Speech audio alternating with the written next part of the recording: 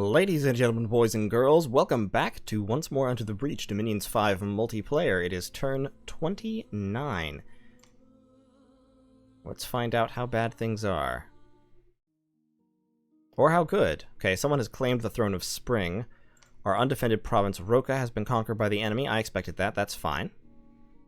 The god of Pangaea has been permanently vanquished, so Pangaea is now off the map. There was a battle in Greenwoods. I may not have explained this. I don't think I did. After I finished my video on turn 28, I contacted Roos, and he informed me that he was probably going to die very shortly, and so gave me permission to start taking his provinces. So in Greenwood, he apparently does have some province defense, unfortunately, so I suicided a scout in to see what his province defense was and possibly just occupy this province. But he actually has like 15 or 16 points of province defense. Wow. Meanwhile, in Rus, Agartha attacked a Rusian army led by a number of their powerful wizards and killed them all. 3 Earth Readers, an Oracle of Subterranean Fires, an Oracle of the Dead, Cave Grubs. Cave Grubs are totally unremarkable, but they are huge meat shields because they have a ton of hit points. They have a corrosive bite, but not terribly useful otherwise. They're just huge meat shields. They have tons of hit points. So as you can see, they lost 13 of them, but they don't care. Cavern Guards, a whole bunch of Great Olms. They also have Magma Children. Magma Children are a special Agartha summon. Basically, they are small fire elementals, essentially. They have firepower, they have the fire shield, all this stuff. They can be summoned with a special spell called Ruach's Pact that Agartha and only Agartha has access to. And they're not expensive and they're not very tough, but they basically do what small fire elementals do for me. And he also had a few ogres. So he did lose 36 units, but none of them terribly important. The Magma Children he'll probably miss, and the Olms he'll miss more than anything. But so Rus has now been occupied by Agartha. They do have to siege the fort down still. In Florian, I lost Dominion. That's terrible. I got some Death Gems in Stinging Swamp. In Gentle Woods, Niflheim lost a province. Fantastic. To a Dark Vine and some Foul Spawn. We killed a Niflheimish scout in God's Tomb Mountains. Also great. I started patrolling. I suspected there were scouts here, so I wanted to wipe that scout out. I completed a palisade in Urfel. We have breached the fortification in Karnag. And everything is coming up us. So, down here, I'm recruiting Hyena Clan Witch Doctors. Since I have no Dominion down here, the heresy of Hyena Clan Witch Doctors will actually only reduce the enemy Dominion that is in the area, which is fine from my perspective. I don't care if it reduces enemy Dominion. So all of these guys are now going to storm the castle. You, yeah, summon Earth Power, Strength of Giants. You're all attacking. You're holding and attacking. You are undisciplined, so you are definitely attacking. You guys can go in first. And I think we'll take them out pretty well. I've got 10 points of defense here. I want to kick it up to 15 just because. So, the important parts of Mictlan are now under control. I do have a laboratory here, and I am trying to recruit sages. I need to build a fortress, which means I need more money, which means I need to stop recruiting down here, I think. Or possibly that I need to stop recruiting here. Nope, I'm already not recruiting there. You become a hyena. And actually, you should start site searching, because since as you have 2 of everything, that's about all you're good for. So, Niflheim. I spoke with Niflheim. Niflheim assured me that I was not in danger from them. They were only trying to claim the throne, which was the Throne of Spring. I actually want the Throne of Spring, and to be honest, probably going to be attacking Niflheim anyway. Because I want to, basically. So, what's going to happen here is these guys are going to... there's 6 units in that. Okay, you guys can guard Commander. So that's fine, since you're undead. You do have morale, but guarding Commander prevents any penalties to morale. So you are summoning power, stone skinning, and raising skeletons forever. Research-wise, I have a couple turns before I hit enchantment 5. I have a couple of commanders here. Now that I have a fortress, I'm going to start recruiting Spider Clan Witch Doctors. With my current treasury, I don't want to stop recruiting up here. I am recruiting pygmies for the pygmy army. I do want to stop recruiting down here because I need that cash for other, more important things, like fortresses, for example. So you, for example, are going to upgrade that fortress. Matwa, I have Mpingo here. Mpingo is going to serve as a key part of my big army strategy because with 3 fire, she can cast Phoenix Power and then cast Flaming Arrows. So, Stone Skin first. Phoenix Power, Flaming Arrows. Right there, it takes 4 fire, 1 fire gem, has 100% fatigue cost. Actually, she's going to do that and then Stone Skin herself, because it is vitally important that the Flaming Arrows goes off as quickly as possible. So Stone Skin, and then she can cast... Stone Skin means she takes additional damage from cold, but she can also cast Resist Cold. Taking extra damage from cold is definitely not good if I anticipate fighting Niflheim. 4 rounds, they might be able to get to her in 4 rounds. Might as well resist cold, but first of all, I will want to cast Personal Regeneration.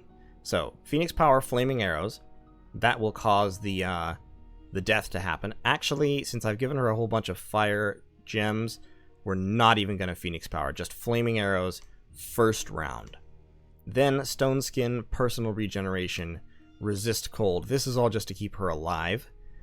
And then she can Phoenix Power and then cast spells for the rest of the battle if she has any fatigue left. The point of Flaming Arrows is Flaming Arrows causes every arrow that is fired by an archer to do an extra hit of armor-piercing fire damage. Effectively, it makes arrows about twice as deadly, or a little more, especially because the fire damage can, I believe, if I'm not mistaken, the fire damage can hurt ethereal things, or things that are protected from regular piercing, slashing, etc. damage. So, if you have a whole bunch of cheap archers, like pygmies, you can basically just give them flaming arrows and set them loose to wreak absolute havoc. Which is, of course, what I'm going to try to do. Have I searched here? Why don't you search for magic sites, funny guy? Everyone else can be researching. Kinda, you can research. To kick my research up into high gear. Kinda cannot do the flaming arrows thing, or rather he can, but he has to Phoenix Power first. So, here's the issue. I need to take these Rusian provinces as rapidly as possible, because I want to have as much territory as possible before Agartha gets here. In particular, I would like to take Ildmir, or Yildmire, whatever you want to call it. So, we are going to set up some really basic armies and send them out as quickly as possible. Bavois, you change shape. And, yeah, since I lost my 3 earth, actually, what can you forge? Yes, you can forge a dwarven hammer. Okay. Is that worth doing right now? Possibly. Because I will definitely want it. Well, it's not very important right now because I still only have 2 construction. But pretty soon, a dwarven hammer will be really useful. Funny guy keeps searching. I don't think there's anybody else with 3 earth at the moment, though. Down here, I don't need all this army, so Nadif Saburi Harun has got his troops there. Karume can research. Harun, however, is definitely going to move, and so I think is Nadif. Let's give him all the shades here. Interestingly, I thought shades as the undead would would have the undead infinite morale. I guess not, though. I guess they are intelligent. Okay. So Harun and Nadif, not Karume. Karume can stay here and research, but Harun and Nadif are going to start moving out. Go up there, pick up that elephant on your way. These guys are going to storm the castle. We're recruiting more Hyena Clan Witch Doctors down here. Over here, we're in my dominion. I'd like to be in my own dominion. I do have a temple over here. But a couple of Hyena Clan won't hurt that too much, and they will help my research. Once I've got a couple, I'll probably switch back over to Spider Clan for the mass research potential. I do still need to build a fortress here. I need to do that quickly, because those sages will be worth their weight in gold if I can mass produce them. This army, Taki's army, should take those guys. And can move up here. And he'll take a province as quickly as possible. Matwa, with his 3 death, can go try to take a province. So that was the province my scout suicided into. This province probably has comparable province defense, I would imagine. So that was 8 archers and 1632 random infantry. For that, Matwa actually may want lesser earth elementals instead of skeletons, because with 3 death, he can raise skeletons at a cost of 20 mana. It's 3 skeletons per round.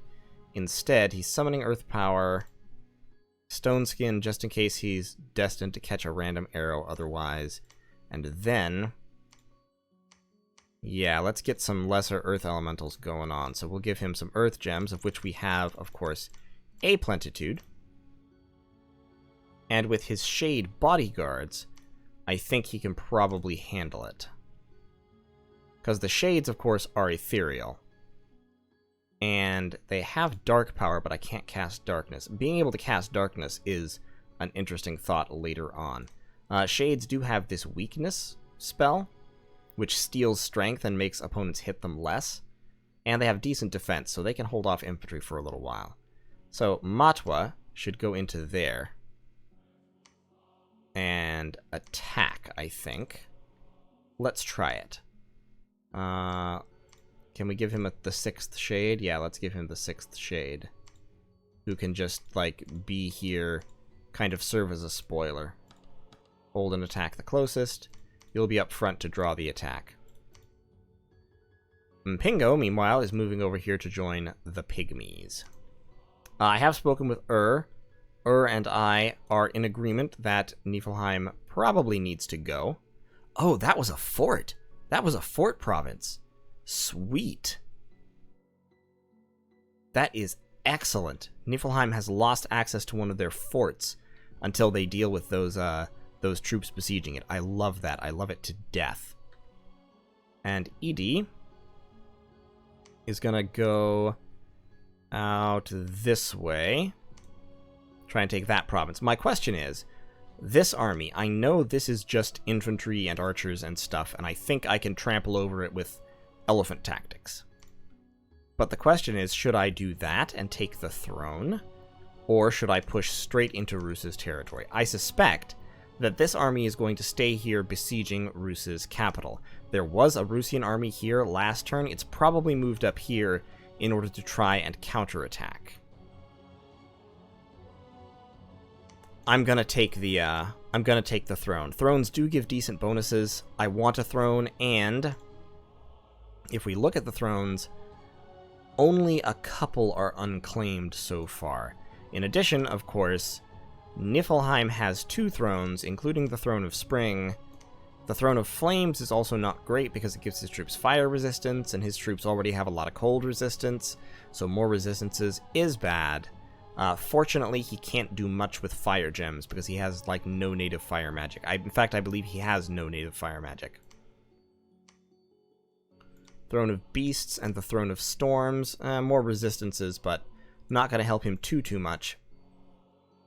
Air gems for him are a little bit unfortunate, but it is what it is. Magic resistance, not a huge deal. But yeah, I want to get on the board. I definitely want to grab a throne and join the great powers here. And once I conquer those, I'll have 2 forts pumping out mages down here, which will be great. Up here, I'm still pumping out mages. Honestly, pretty soon, I am going to run out of the ability to recruit mages. My income is not keeping up with my increased upkeep. In fact, let's switch over to Spider Clan Witch Doctors up there. Over here, we're recruiting Spider Clan Witch Doctors. We should actually go to recruiting Buddhas pretty quickly. We're recruiting Buddhas over here, and we're recruiting Buddhas in the capital, but I want to go back to recruiting Lion Royalty in the capital pretty soon. I'm going to save the rest of my money so that I can build a fortress there to get those delicious sages for the research.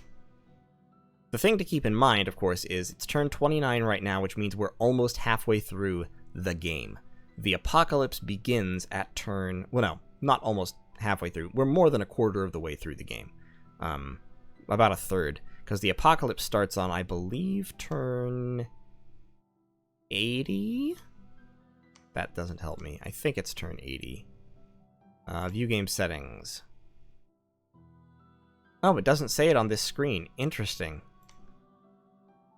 Huh. I thought it did. Okay. Well, never mind.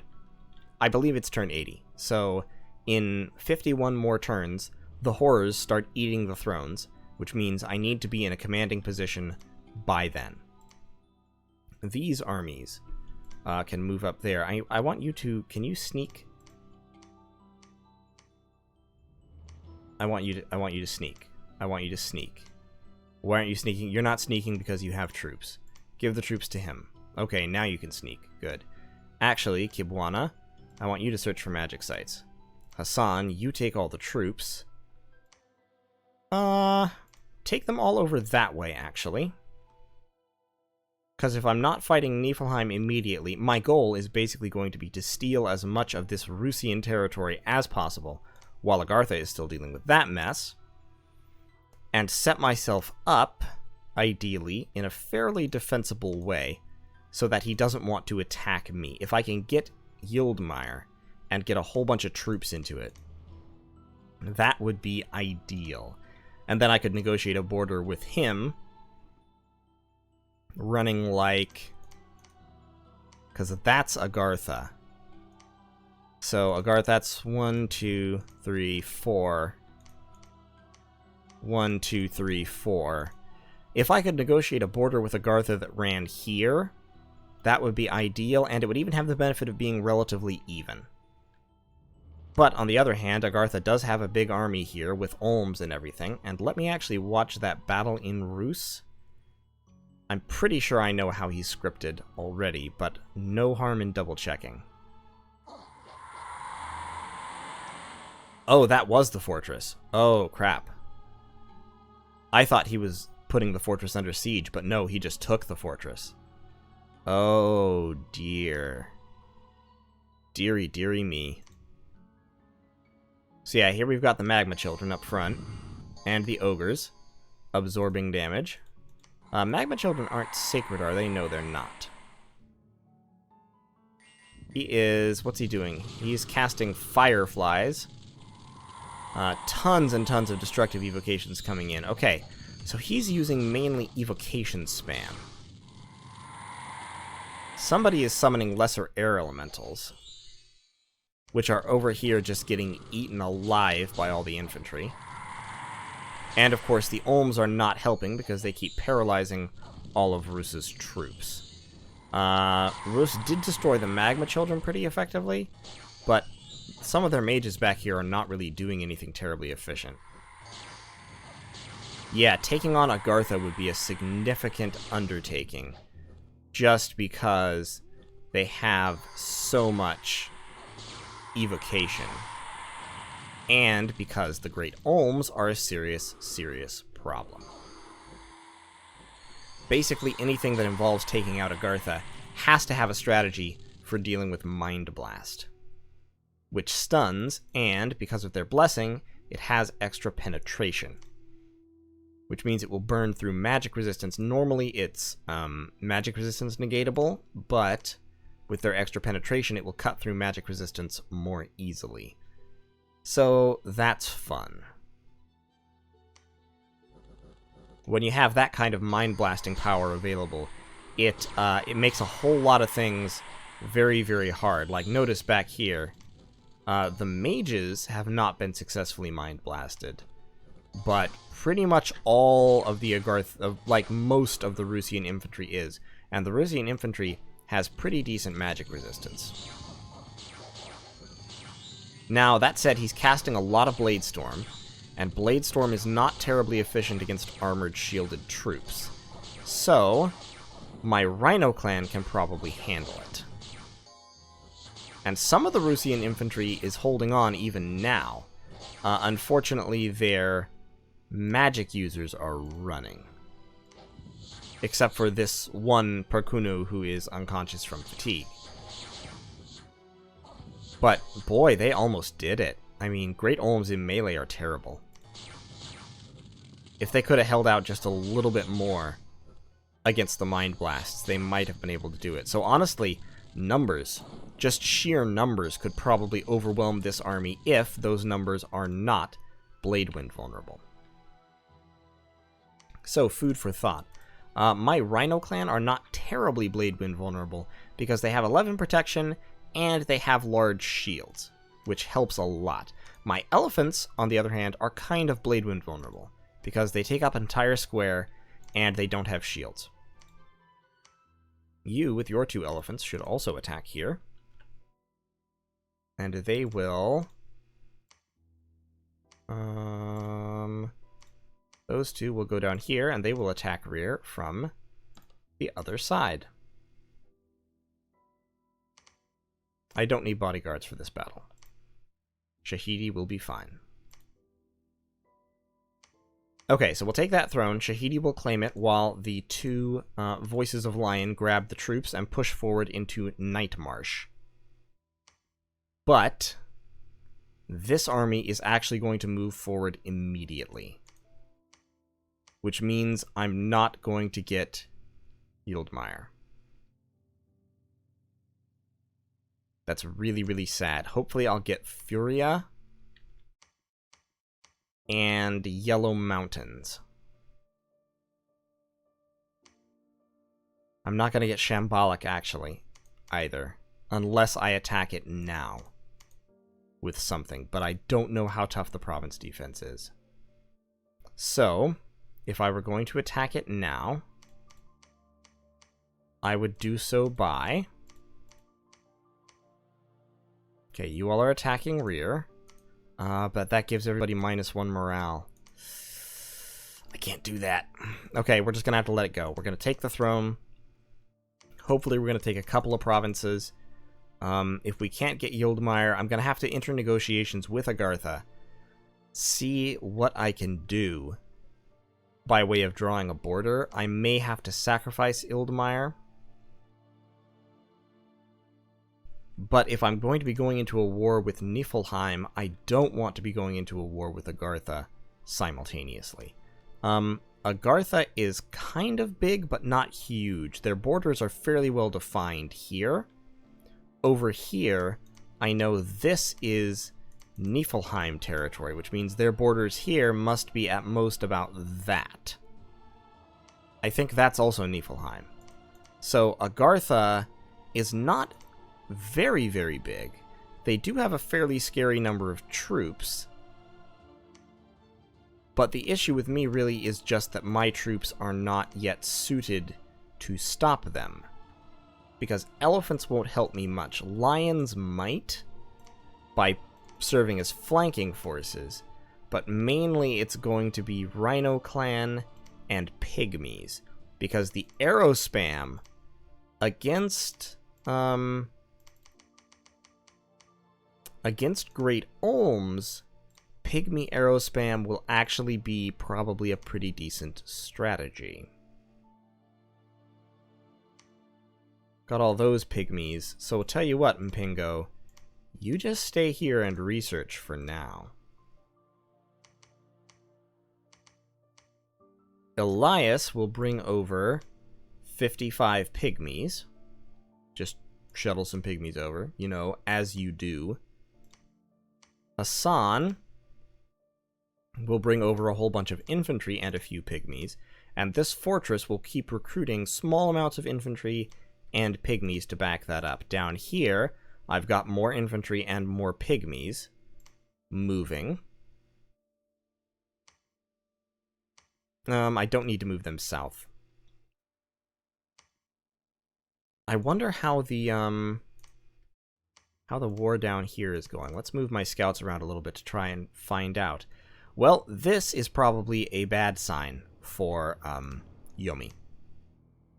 Like, the fact that there is a huge number of giant troops and summoned demons here, bad sign. This is definitely a Seir factory. He keeps summoning more and more Seirs there. I have a couple of scouts in that province. I only need one. Up here, this province, I don't like that he has 30 units there. We're just going to wait for the nonce.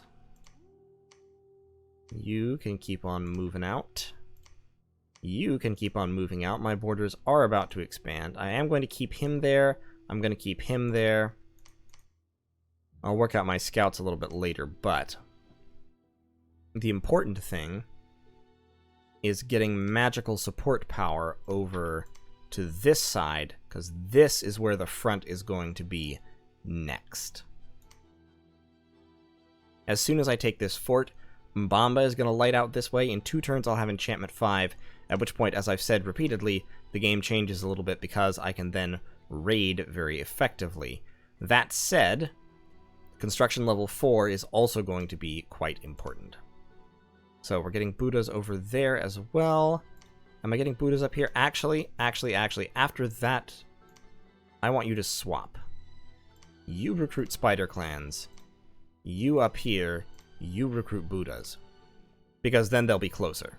As soon as this is upgraded, I'll also want this fortress recruiting Buddhas. I need to be recruiting Buddhas basically on the front line, whatever that front line might be. This army definitely cannot take this army if it chooses to make a point out of things.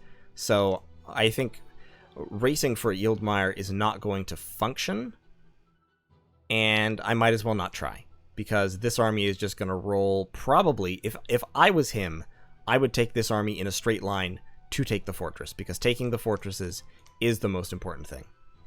So we'll see what happens. That's going to be it for turn 29. As always, I will do a little bit of scout moving and such, but I will do it off camera. This guy, I don't know why I recruited him. He's a mounted commander. He has a lot of map move. Move him up there. He can shuttle troops around or something. Was I going to try to build a fortress down here? Maybe, but that's silly because there's no resources. A lot of recruitment points, but no resources. If I was going to build a fortress, I would build it in Glimmering Fields where there's lots of recruitment points and draw resources from around it. But even that would not be a great idea because it would be sucking resources away from Machaka, which doesn't have too many, has some. Recruiting Lion Warriors might not be a terrible idea because they do have 13 magic resistance, but I think they would still get stun spammed to death. Lions, of course, are an awful idea because they do not have any magic resistance. Pygmies are where it's at. We're going to get that Buddha. Then we're going to go back to getting Lion Queens to lead Flaming Arrow posses. We'll get more Pygmies, because Pygmies are going to be what we're leaning on for the immediate future. And that will be that. So thank you all for watching, and I'll see you in turn 30. Ladies and gentlemen, boys and girls, welcome back. It is turn 30.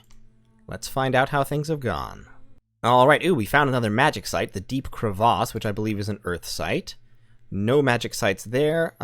We crippled 2 units marching from Mechlin, but that's okay. Niflheim attacked the Gentle Woods, which is this province that was taken by a random event. So they have got actually a pretty significant army here. They've got an adventurer. Interesting. That must have been gotten through a random event. He's an old priest who is a healer.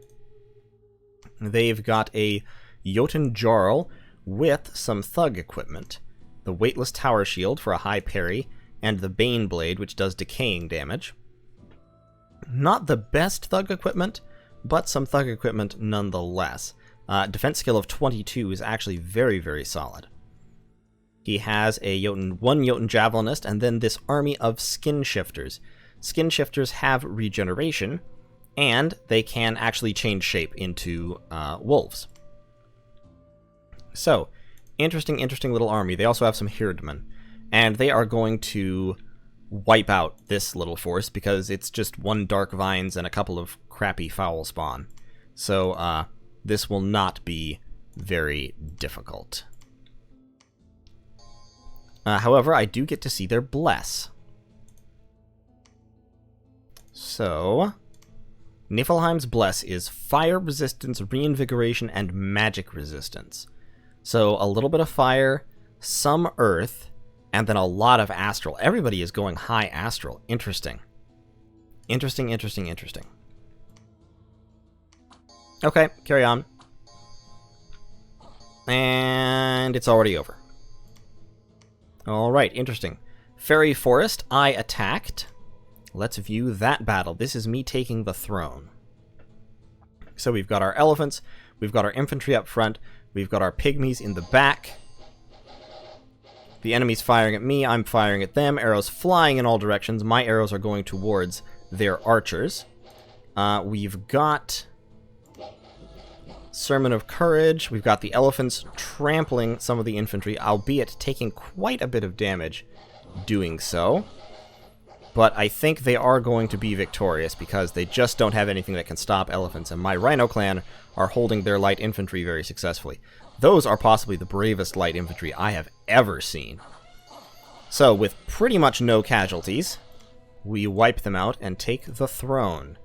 Well, I tell a lie. We lost some pygmies, we lost a couple of war elephants. Those are notable casualties. But we annihilated the whole army. We also attacked Furia, and our Buddha and Shades successfully took the place over in the face of the Rusian province defense. So let's see how that went. So we've got our Shades up front. Matwa is summoning Earth Power. This is just basic province defense, nothing terribly impressive. We've got Stone Skin. So with Stone Skin, this is why it's important. Our Buddha's protection goes up to 15 from its base of 4. That really helps guard him against just random stray arrows, which in this formation are going to be heading in his direction. Now we're summoning Lesser Earth Elementals. And the Lesser Earth Elementals, since they are size 3, they can trample basic infantry. As well, of course, as get their attacks. So they're just going to continue to smush the enemy infantry and regenerate, which Earth Elementals can do, until the enemy retreats. And I'm also going to get to start casting Raise Dead once I go off script. So, great, we took that province as well. At the Fortress of Karnag, my army captured the fortress. We lost 8 barbarians. I'm not going to watch the whole battle. This was the last stand of Mictlan, but it wasn't terribly impressive. They inflicted a few casualties, but the Were Hyena alone, I think, was able to give me enough magical support to tip the balance. And my barbarians did a ton of damage. My Rhino Clan warriors also did a lot of damage. That's very impressive. So, good job, guys. I guess I will view the battle, just for fun. Just to see how well the Buddha support did for me. So we've got a nice little hole in the walls there. Mbamba is summoning Earth Power. And he drops his Strength of Giants perfectly to hit all of these Rhino Clan warriors. So that was a great little spell there. And yeah, then the infantry are basically just going to go in and mop up. The barbarians are, of course, taking quite a few casualties because they are just barbarians. But that's to be expected. They are mercenaries. I don't care about them. In fact, I almost want them to die. And we threw an Earth Meld there. Who did we hit with it? Nobody important. Oh, we hit the wall with it. So, yeah, not terribly important. But in any case, Mbamba has now fatigued out. He's starting to raise the dead. Now, that is the benefit of Raise Dead. When a whole bunch of people have just died, Raise Dead gets you a lot of Soulless that actually have armor and weaponry. So in this case, the Soulless has a Ringmail Cuirass and a shield. Now, they're still terrible. They're just chaff, but they're decent usable chaff. And my infantry swarm in. It looks like the barbarians actually did retreat, but by that point it was all over but the crying. So we captured the fortress in Karnag. In Bemet's Rest, we found some gems. In Urfel, we found some gems. In Karnag, we lost tax, which is really unfortunate. We lost our scout in Rus. Oh, interesting. The army stayed put. And we also lost our scout in Pangaea. And the god of Mictlan has been permanently vanquished, so that is the second player to be eliminated. Okay, but there is only a Pale One scout besieging this province, which means we can absolutely just move on in. These guys are going to move in there. Shahidi is going to claim this throne, which is the Throne of Zeal. Oh, good, it spreads dominion twice. Excellent. That is, I need that.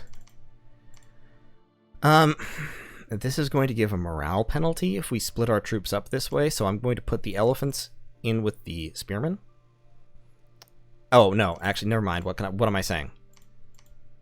I can put them up there. And you should cast Barkskin on yourself. And you should be up there.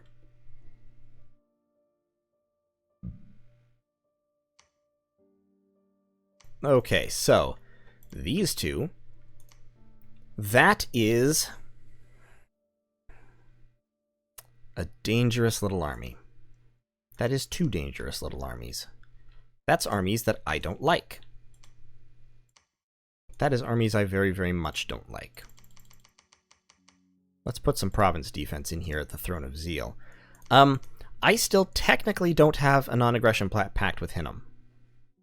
I want one. I've been trying to get one, but technically I don't have one at the moment. So, there's that. Now, I do have this little force, which includes more than 70 archers. So, in combination with flaming arrows, those could be a pretty significant force. Now, the problem is, I don't have any infantry to guard them at the moment.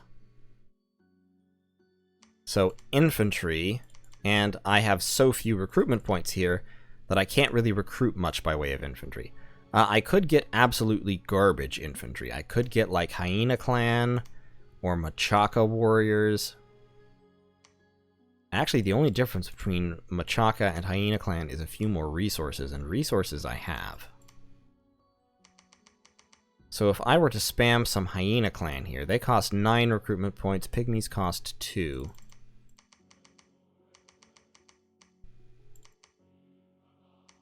I could do like that. I could start spamming out some Hyena Clan. I have Hassan here. Hassan has quite a bit of infantry. So let's move Hassan over this way. Mpingo is researching at the moment. I'm recruiting Spider Clan Witch Doctors here. I'm recruiting Buddhas here. Okay. I've got Funny Guy. And kinda. What do I have army-wise? A whole bunch of pygmies. So, I can, if necessary, raise some defenses. Matwa should go into there. You should actually just attack the place. Someone pointed out to me, and something that I should have remembered, instead of 5 points of defense, you should actually put 6 points of defense in most of your provinces, because there's a somewhat gamey reason for that. There is a break point between 5 and 6 points of defense, at which the message that enemy scouts see change. And so if you have 5 points of defense, they can tell that you only have a little bit of defense there. If you have 6 points of defense, of province defense, there's no difference between 6 points of defense and 19 points of defense in terms of what your opponent sees. So doing that kind of makes people more cautious. Over here, I can recruit. This is an Amazon province, as well as a Moon Mage province. So I can recruit Amazons here, which are high precision archers. Instead of my pygmies, they do take a lot more recruitment points, and I don't have many. If I have a temple, I can recruit Pegasus Riders, which are flying sacred cavalry with a huge defense skill.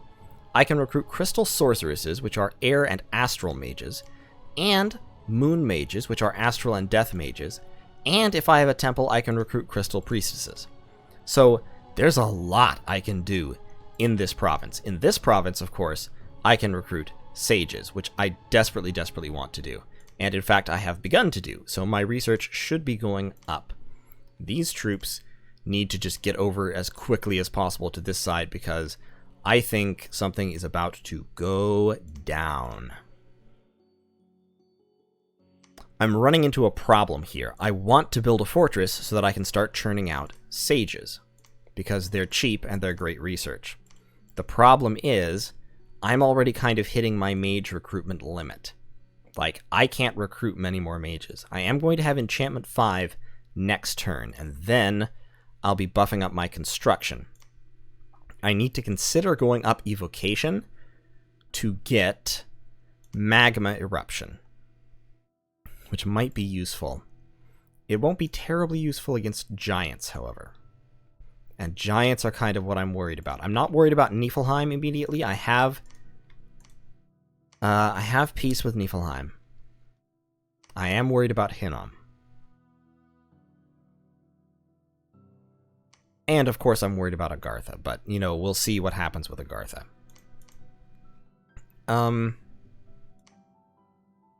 Here's what I'm worried about. This is like 100 units of giant troops. They could easily march into Nightmarsh together. This army cannot deal with that many giants. I mean, my war elephants won't do it. My basic infantry and small group of archers won't do it. So that being said, I probably shouldn't attack Nightmarsh. I should probably grab Yellow Mountains and stop there. And let Niflheim and Agartha kind of fight over this section. Since the Gija is moving in. Gijas are very, very powerful mages. Mercenary-wise, I still have Rexor's Barbarians, but there's not many of them left. This army can move away. I'm not as worried about Tianxi at the moment. Recruiting Hyena Clan down here. I do have a temple. I think I'm going to swap over to Voices of Lion for monetary reasons. I don't need a whole lot of power down here. So, we're going to go Voices of Lion for research down on this side. Over here, we're going to go... I'm not sure we're going to start recruiting yet. Moon Mages are 130 for 11 research points. Spider Clan are 80 for 7 research points, so they're more efficient if a little bit slower. Crystal Sorceresses are 105 for 9 research points. But they open up Air and Astral to me. And Amazons are actually pretty good archers. I mean, Precision 12 is a decent upgrade. The only thing is they cost so many more recruitment points, of which I just don't have many. So if I'm going to be recruiting down here, it's going to be Pygmies.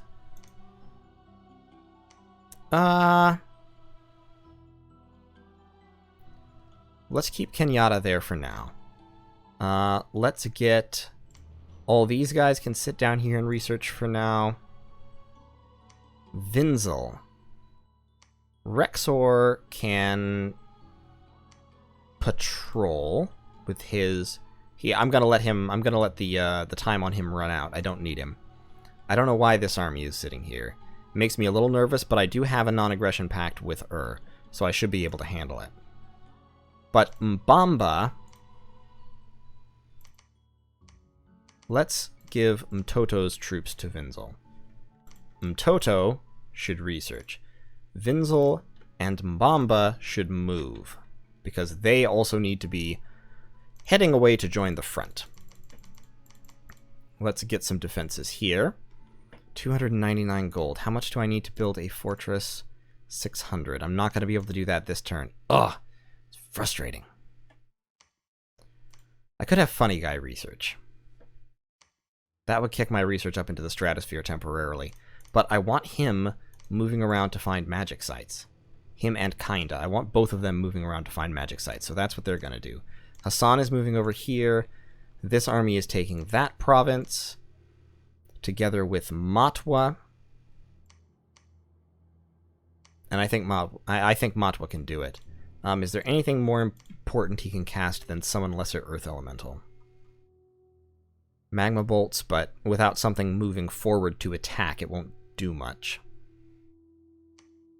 Yeah, it's either Earth Elementals or Skeletons. We'll leave him scripted as he is. He can do it. He can take out Province Defense with that. I'm going to have to let the Gija know that I'm taking Yellow Mountains, so that we don't collide there. I'm going to bump up the defenses in Zaburia because I really, really like having the Rust Water, and I don't want to lose it under any circumstances. Bavual should actually also do the Lesser Earth Elemental thing. And then what I can do is Taki can move south to confront these guys, while Bavual joins Matwa in taking this province. And if there is a collision, the two of them will be able to deal with it together. Over here, I need more infantry. I have a bunch of archers and more archers coming, but with 16 recruitment points exactly, I'll add a Rhino clan. That will help. And is this fort upgraded? No, this is just a palisades. Okay, so tell you what. Let me get 300 gold together, and I can upgrade that. Spider Clan Witch Doctor is fine. Buddha. I don't need a Buddha here. Oh, you're already... Oh, never mind. You're already upgrading the fortress. I'm so dumb sometimes. I need another Lion Queen. Here's what I need. And then...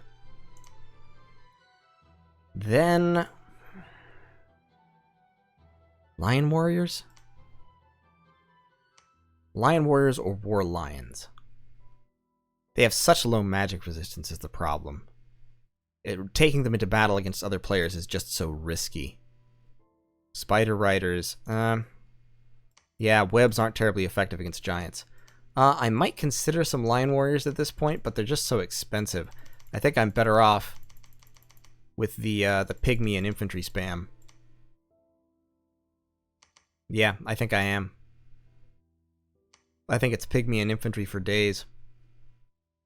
Mkabamba, you should change shape so that you're invisible. You are a 2 across the board, which is not terribly, terribly useful. And there's nothing yet that I want you to be forging, except possibly horror helmets. Now, I don't really have melee thugs, so horror helmets are not important. So just research for now, unless there's a great ritual summon you can cast. You could summon some shades, or you could cast Terracotta Army. Terracotta soldiers aren't bad. Yeah, let's cast Terracotta Army. What does that require again? It requires fire and earth. So let's get one there. Mpingo could also cast it, but really I just want it down here, so that's fine. We'll leave it be. Hippodamus, I don't have any troops for you to pick up, but you just hang out in case I do, I guess. Or actually, move up to that fort, because I know I'll be producing troops up here that will need shuttling around. I have a whole bunch right at the moment. Who else should be doing something? Kinda. Tell you what, kinda, since you're moving that way, just take a whole bunch of pygmies with you. And Funny Guy has some guards already, which is good. Yeah, take a whole bunch of pygmies and a few lions. Okay, great. So I've got all that set up. I have no more money. 0 money once again. I also need my Dominion to be stronger. That one temple over here is not overcoming the heresy of 2 Hyena Clan Witch Doctors. I kind of want to build a temple here as well, but don't really need it. Building a couple of Moon Mages would be useful, but I don't have the money right now. Like, this is what I'm saying.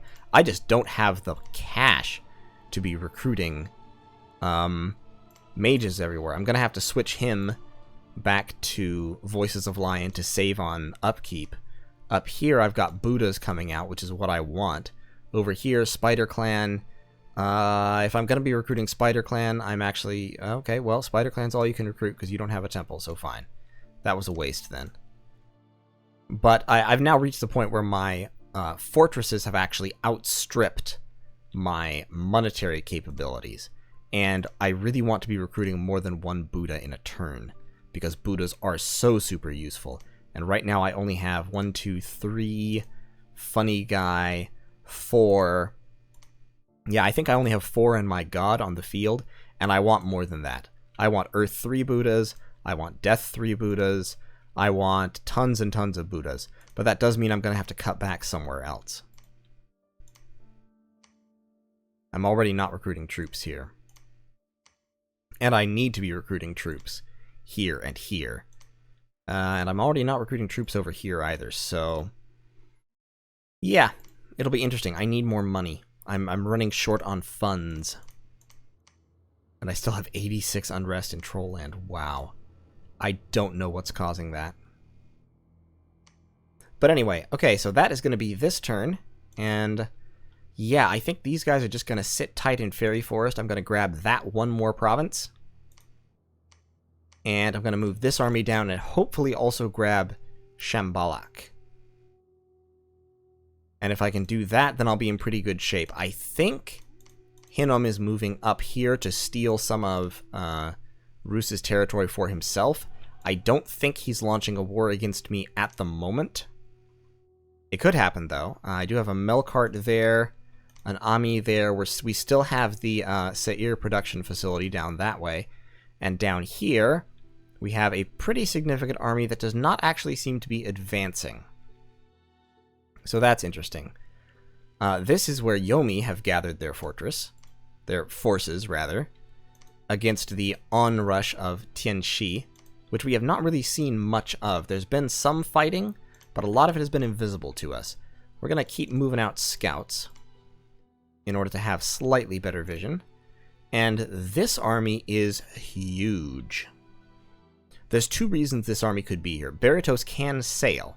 So either this army is to attack Hinnom, which I think is unlikely because they do have a non-aggression pact, or this army is to sail across the water and attack Niflheim, which I'm not sure if they can do. I feel like they might have to own at least one of these water provinces in order to hit this one, but I'm not certain. It'll be interesting to see in any case. And diplomacy-wise, the next trick is going to be probably making peace with Agartha so that I can focus on fighting Niflheim. Which I kind of want to do, because I've already talked with about that. And has made peace with Tianxi on the strength of a proposed attack on Niflheim. So I think that's going to be the next step. I'm moving troops over here right at the moment just because I've got to be wary of this. This might change before the next episode. We'll see. But in any case, I'm going to move my scouts off camera as usual. You can see here everything that I can see in the world. I've got plenty of scout coverage down here. Okay scout coverage up this way. A few scouts over here. I don't have much in Niflheim's heartland, but I do have a couple of pretty well-placed scouts on this fort on the border, and so I can still see things. I need to be recruiting more scouts because I'm only recruiting 1 per turn, and I'm losing more than 1 per turn sometimes. Also, you need to search for magic sites, my friend, because I need those magic sites so very, very badly. But in any case, thank you all so much for watching, and I will see you in the next episode. Ladies and gentlemen, boys and girls, welcome back to Once More Unto the Breach. It is turn 31, and you may notice I've actually already made my moves. This is kind of my bid to cut down the time per turn in these episodes, just to make them roll by a little bit quicker. I don't really want to do a whole lot more turns per episode because that will mean I have to wait longer between posting episodes because I need to stay a year behind the game, but I do want to make it a little bit more of a snappy process. So, here in turn 31, some interesting events happened. I finished my research in enchantment, so I've got enchantment 5. That is my first major enchantment goal. I can now cast Horde of Skeletons, and none of these other spells are really terribly useful. Pale Riders might be, because it gets me basically real cheap undead cavalry, which could be very useful. It requires 3 death to cast, so it has to be Buddhas that cast it. I do want to keep going down enchantment a while later, because at level 6, I get Hidden in Sand and Hidden Underneath. This can only be cast in caves, this can only be cast in wastelands, but it spawns an army, which could be very, very useful, and any 3 Earth Buddha can cast it. At level 7, I get Earthblood Deep Well, which requires Earth 6. I can get to that. It'll be a little bit tricky, but I can do it, and Earthblood Deep Well will give me 20 Earth Gems per month.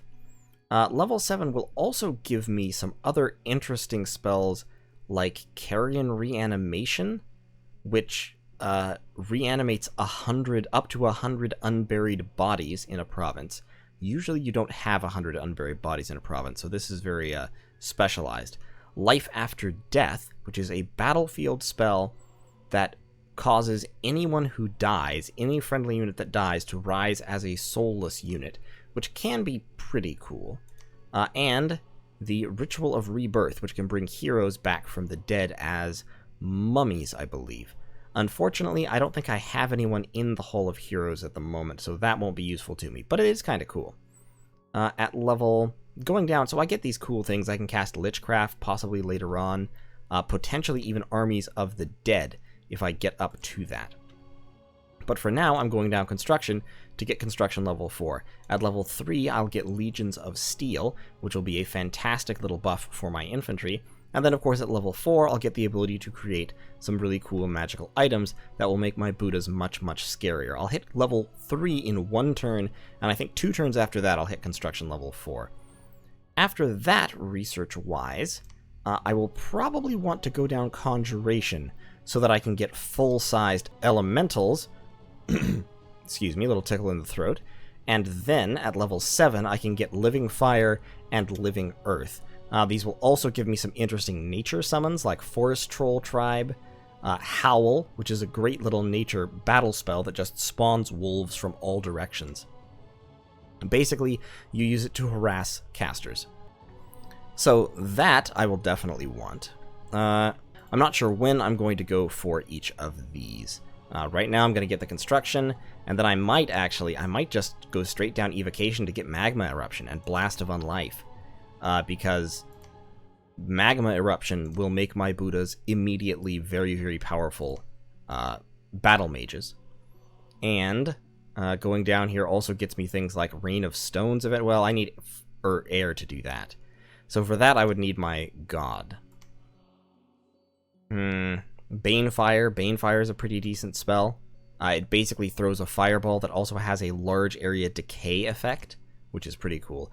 Earthquake is an excellent raiding spell, although it does cost a whole bunch of Earth Gems, but basically it has a pretty decent chance to kill any human HP unit on the battlefield. And especially if you can cast it a couple of times.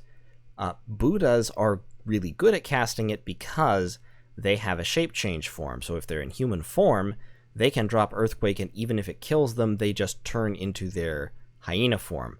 Alternatively, you can cast it with someone who is wearing flying shoes, in which case it has no effect on them whatsoever. And I can get Falling Fires, I can get Healing Poison Cloud. Stream of Life is kind of a weird spell that I don't like, but there's a lot of cool things that I could get by going down Evocation, so that might be the next step. Thaumaturgy, don't really care about Thaumaturgy very much. Yeah, there's not really a whole lot that I want down here. Melancholia is worthless. Maybe the distant sight searching spells, but they cost gems. Though I do have a whole bunch of gems. But in any case, I didn't find any magic sites. I did cast Terracotta Army, and I claimed the Throne of Zeal, which is good. This, however, is interesting. Has cast Mother Oak, so they're now getting 10 extra nature gems a turn. I was hoping to eventually cast Mother Oak, but I wasn't researching towards it directly. I'm not surprised that took it. I am allied with In fact, we've been pretty close allies all game. So I don't feel threatened by this. But it is worth keeping an eye on. This is another interesting thing. So first of all, in Yldamir, the forces of Rus tried to break out of their fortress and lost badly. They lost literally everyone that made the attack. 3 powerful wizards, all killed instantaneously, basically by earth elementals. Now, they did a little bit of damage. They killed some magma children. They killed some cavern guards, although they only got 1 kill, so I think they were summoning units. I haven't actually watched this battle. So let's see what they were doing. Yes, they were summoning elementals and a vine man, apparently. So they were summoning... Someone was casting magma bolts at the vine man. So yeah, they were spamming lesser air elementals, it looks like. You have a tainted presence. Interesting. That is a lot of air gems. Wow. Okay, so they got their kills by spamming lesser air elementals. It's interesting that this killed the magma children. Oh, they started dropping lightning bolts as well. Okay, so that's how they got the magma children.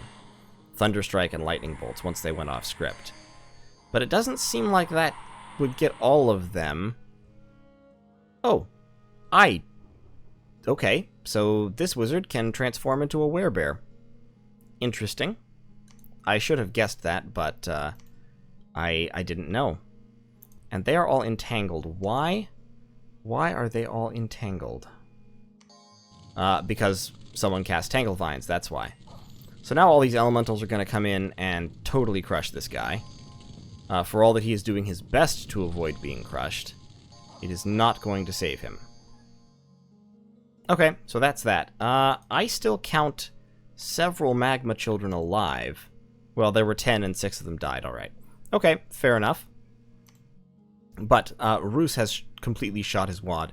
There's almost nothing left of Rus. Now, in the Yellow Mountains, I sent in 2 Buddhas with their 5 Shade Guards to take out the province defense, and we can watch that battle.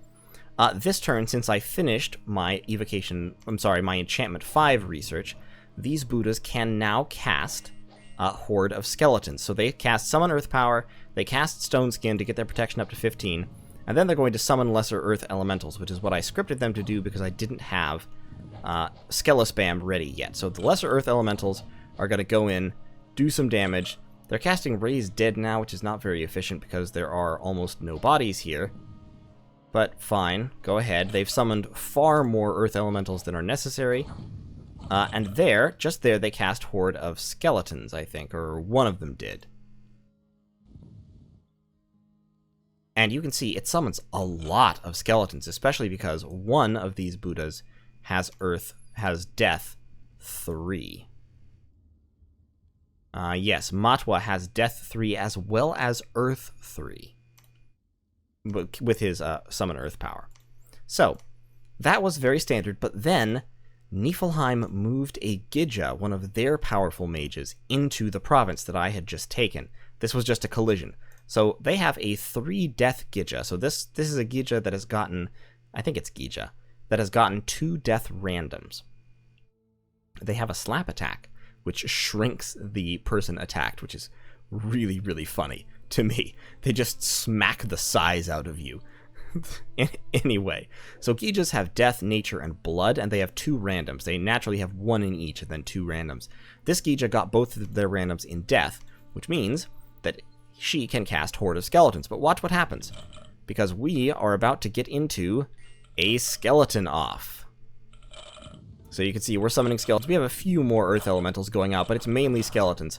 Our skeletons meet her skeletons, and with the Earth Elementals trampling and the sheer quantity of skeletons that 2 mages can create as opposed to 1, our skeletons win. And they swarm over the enemy skeletons, rush forward, and they murder Rind in like 2 rounds flat. So, that is a powerful Niflheim wizard dead. Now, unfortunately, the Gija is not slow to recruit or cap only or anything. Actually, they are cap only. They're not slow to recruit, but they are capital only. And they cost a fair bit of money.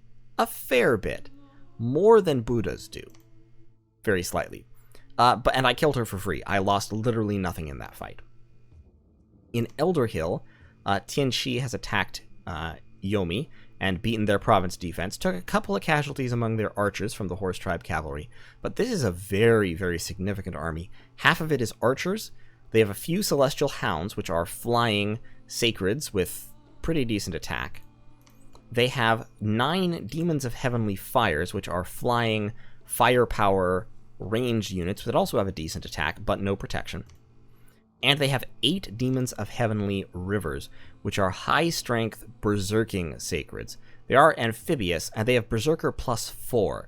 So when they go berserk, naturally, their defense skill drops.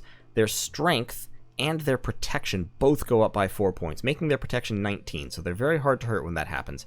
And their damage goes up even higher than it already is, and it's already pretty dang high. So demons of heavenly rivers, very, very dangerous. They have 3 celestial masters, 3 masters of the dead, 1 master of the 5 elements, and 2 masters of the way. So they have a pretty significant mage core here. Let's view this battle just to see how they're scripted. So here's the army. They're casting Blessing, Summon Earth Power, Skeletal Body, which protects them against piercing damage. So they've got the Divine Blessing up. Yeah, their bless is Air Shield, Defense Skill, and Blood Surge. Pretty significant blessing. And now I would presume... Oh, they're dropping Legions of Steel as well, it looks like. Yep, okay. Didn't really help much,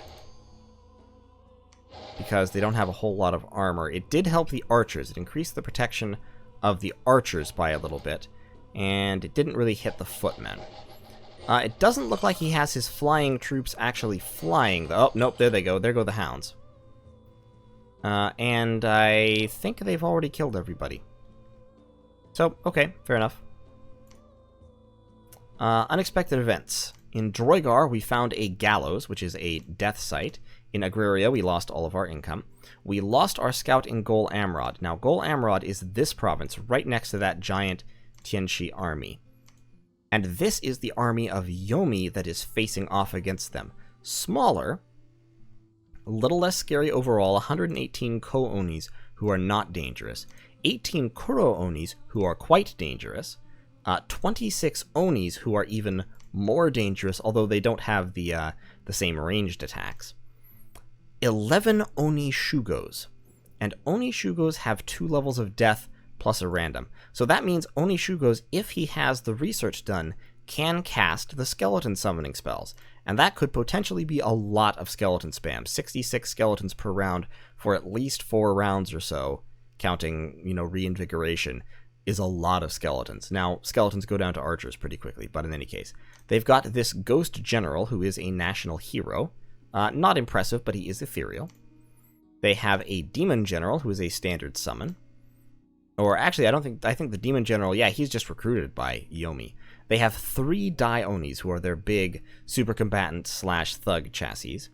And they have 2 Chunaris, who are upgraded mages. They have a mage they can recruit that can then cast a spell to upgrade into a Chunari, which gives them extra death and, I believe, fire magic and makes them a demon. So Chunaris are also pretty decent death mages. They also have 1 sorcerer. Overall, this is an army of mainly crap, but it does have a pretty formidable thug core with the 11 Oni Shugos, who are high protection, decent skill, and also pretty good mages, and the 3 Dai-Onis, who are like the quintessential super combatant chassis.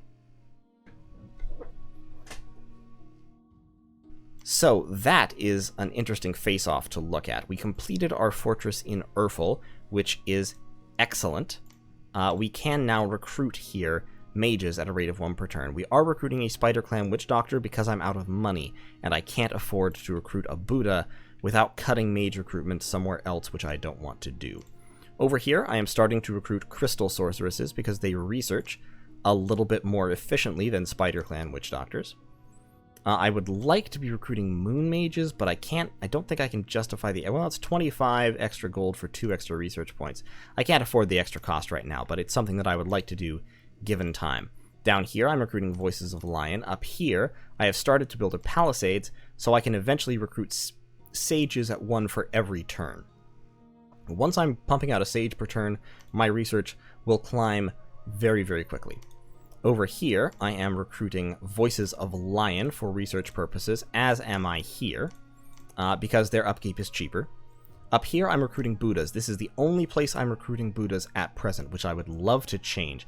I have recruited Fikiri Rini, who is an Earth 3 Buddha, and I almost forgot. We want to use him to forge a Dwarven Hammer, which gives a better forge bonus. So I have 55 Earth Gems, I'm going to forge the Dwarven Hammer, now I have 41, because he naturally has 1 forge bonus. The Dwarven Hammer will give him 2 more, which will give him up to 3, and we can use him to forge all kinds of cool stuff. Like I said, as soon as we hit Construction 4, I can also forge Skull Staffs, which boost Death Magic, which make my Skella spamming much more efficient.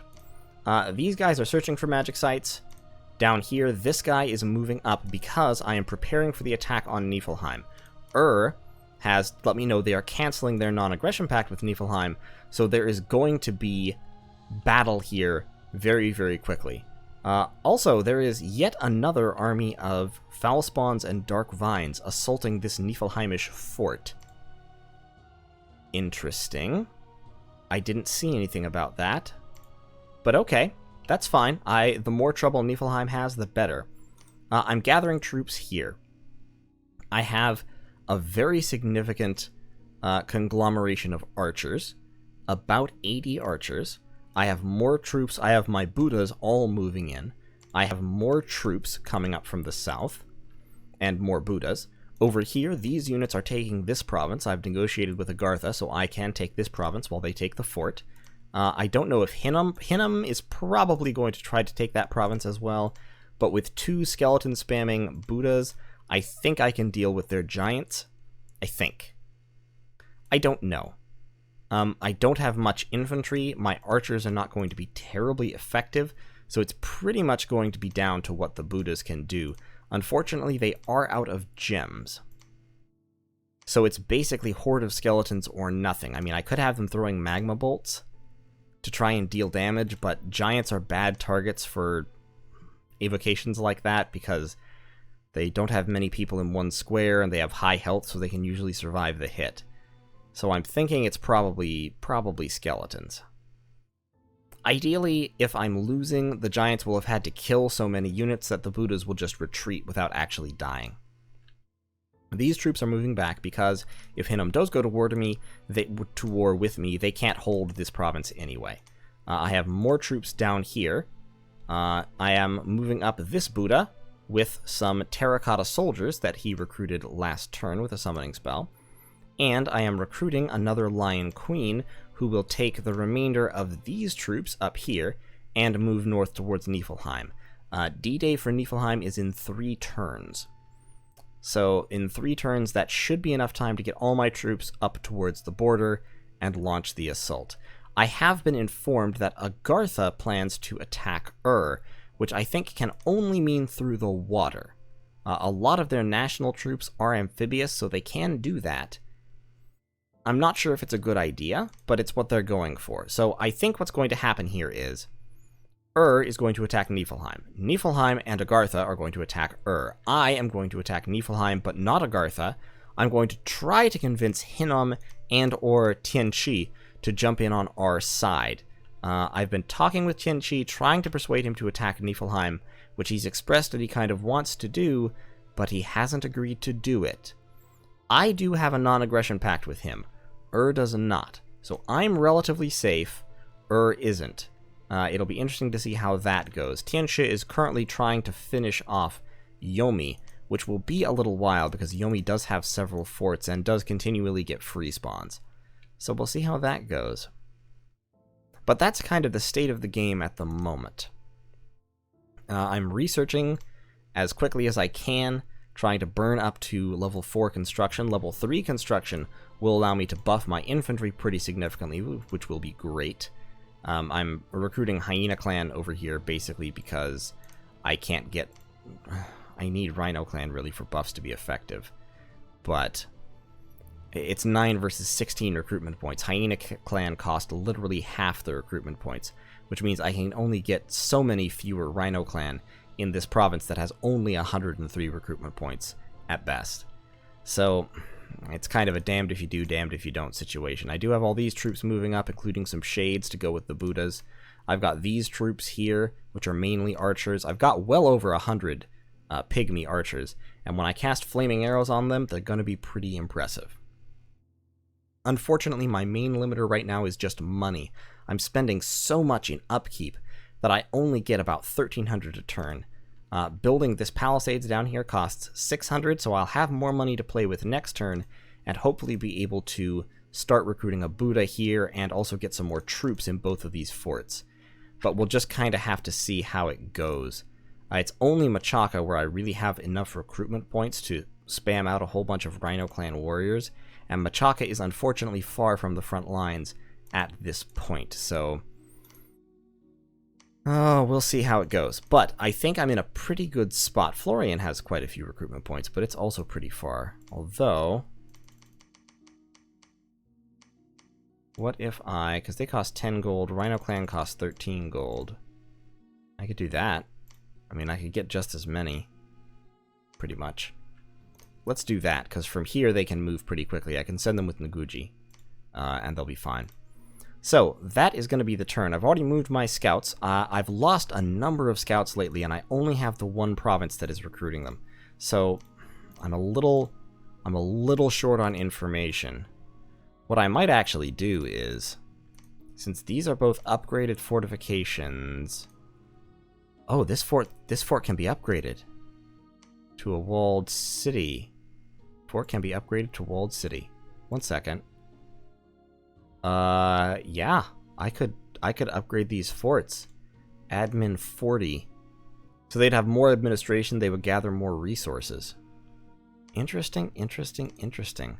I don't think they would get more recruitment points, though. Well, recruitment point bonus 75%. Recruitment point bonus 100%. They would get more recruitment points. That's not what I want right at the moment, though. Right here, I'm going to replace this guy with 2 scouts. I have enough forts now that I can afford that. I can afford to have one place not recruiting mages because I already don't have enough gold to recruit the mages I want. So, we'll get a couple more Rhino Clan there, and we'll get some scouts down here and really start pumping the scouts down south through Tianshi and down into Ur's territory and Niflheim's territory over the next several turns. So that is going to be turn 31. Tune in the next video for turns 32 and forward, and I think the end of the next video will probably be the first turn where we attack Niflheim. I'm still skeptical about this attack on Shambhalak. Because I'm worried I might not win against this army. It's 40 giants. It is 40 giants. I'm not sure that 2 mages spamming skeletons can overcome 40 giants.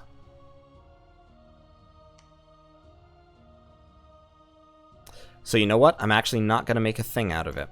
What I'm going to do is, I'm going to give Matwa back his shades. These 2 guys are going to move. So, Matwa, sneak up that way. Bavwal, sneak over there, see if you can get some more shades. And also infiltrate Niflheimish territory, because I would like my Buddhas to be deep in enemy territory, ready to kind of cut them off by taking strategic provinces when the war starts. I would like at least a couple of Buddhas to be performing, you know, secret agent missions. Because that's what they're really, really good at, and what I really want them for. Harun is going to get up here. Yeah, Harun will be able to give his shades to Bavwal, and then they will both be able to go on secret agent missions. So that'll be great. Taki, yeah, I'm going to have Taki move into this province. And if the giants attack, I will, I'm pretty sure, lose. But that'll be okay, because all I'll be losing is a few troops. I'm going to have you way in the back, because they don't have any way to really attack the rear. So we're going to have you cast spells, and if things go pear-shaped, you should be able to get away. Hopefully. Actually, I'm going to have you hold for 3 turns, because there aren't any spells you could cast that would really change things. Since you only have 1 nature, yeah, there's no spells you could cast except possibly heal that could really have any effect. Cast Barkskin on yourself. Actually, okay, Barkskin and then spells. And come up here behind the archers, so maybe you can heal pygmies or something? I don't know. But the point is, I don't want Taki moving forward. If the giants start killing everybody, I want Taki running away to fight again another day. So I think that's going to be the turn, so thank you all so much for watching, and I will see you in the next one.